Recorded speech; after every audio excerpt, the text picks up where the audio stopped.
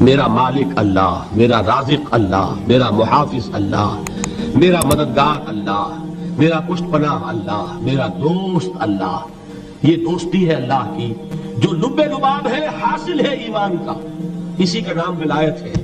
اولیاء اللہ کے سروں پر سینگ نہیں ہوتے.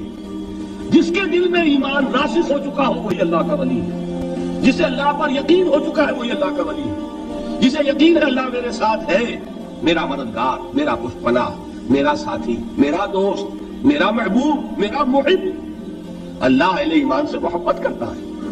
واللہ یحب الصادقین. ان اللہ یحب الذین یقاتلون فی سبیلہ صفا کانہم بنیان مرصوص. اللہ محبت کرنے والا اہل ایمان محبوب، اور اہل ایمان محبت کرنے والے اللہ محبوب. والذین آمنوا اشد حبا للہ. آپ تصور کیجئے جسے یہ رشتہ ایمان یا رشتہ ولایت حاصل ہو جائے، الا ان اولیاء اللہ لا خوف علیہم ولا هم یحزنون. آگاہ ہو جاؤ، اللہ کے دوستوں کے لیے نہ کوئی خوف ہے نہ کوئی حزن ہے. اور میں بیان کر چکا تھا خوف اور حزن کے خاتمے ہی کا نام امن ہے. زوال خوف، زوال حزن. یہ خوف اور حزن کیوں آتے ہیں بار بار؟ اللہ تخافوا ولا تحزنوا، دونوں آ گئے. الا ان اولیاء اللہ لا خوف علیہم ولا هم یحزنون، پھر وہی دو. وہ کیوں ہے؟ خوف ہوتا ہے کسی مستقبل کی بات کا، یہ نہ ہو جائے، وہ نہ ہو جائے، یہ نقصان نہ پہنچ جائے، یہ تکلیف نہ ہو، یہ غضب نہ آ جائے. خوف ہے مستقبل سے. حزن ہے یہ کیوں ہوا، یہ نہیں ہونا چاہیے تھا، یہ میرا فلاں چیز میرے ہاتھ سے جاتی رہی، فلاں موقع نکل گیا، اور بیٹھے ہوئے ہیں اندر ہی اندر کوڑ رہے ہیں. صدمہ ہے اور رنج ہے.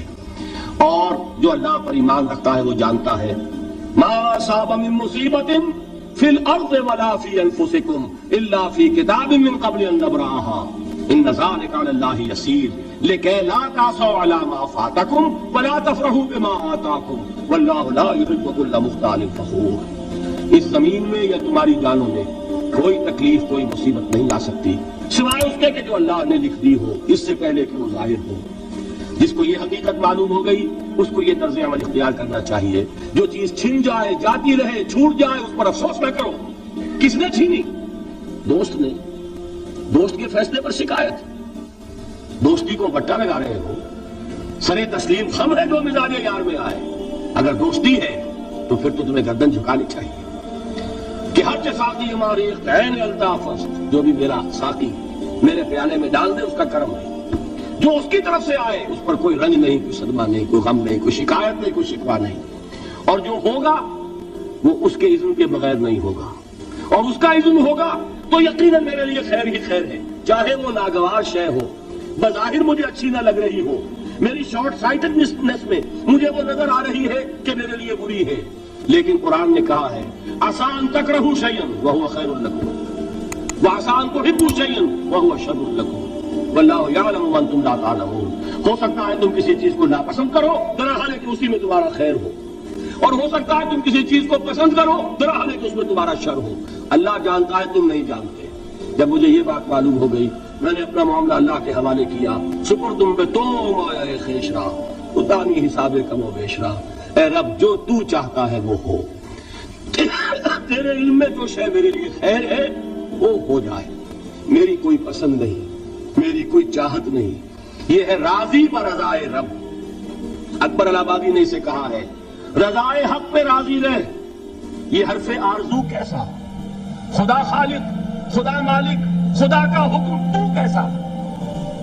جب میں آ گیا بیچ میں میری پسند، میری مرضی، میری خواہش، میری چاہت، یہی تو شرک ہے. ما شاء اللہ کان وما لم یشاء لم یکن. جو اللہ نے چاہا وہ ہوا، جو اس نے نہیں چاہا نہیں ہوا. اختیار اس کا ہے، میرا تو نہیں. رضائے حق پہ راضی رہے یہ حرف آرزو کیسا؟ خدا خالق، خدا مالک، خدا کا حکم تو کیسا؟ اقبال نے اسے کہا ہے فارسی میں. اب آپ کہیں اس کا ترجمہ بھی کرو تو وہ مجھے ذرا اس وقت کچھ بہت ہی بدذوقی کسی بات نظر آئے گی. جائیے پوچھئے کسی سے جسے فارسی آتی ہو. برو کشید پہ جا کے ہست بود مرا چوکدہا کے مقام رضا کشود مرا. مجھے تو تمام پیچ و خم سے نکال دیا اس مقام رضا نے. میں راضی برضائے رب ہوں. جو فیصلہ اس کا میں اس پر راضی. تو کہاں کا حزن اور کس کا خوف؟ یہی زوال حزن اور زوال خوف، یہی ہے امن. یہ نتیجہ ہے ایمان کا.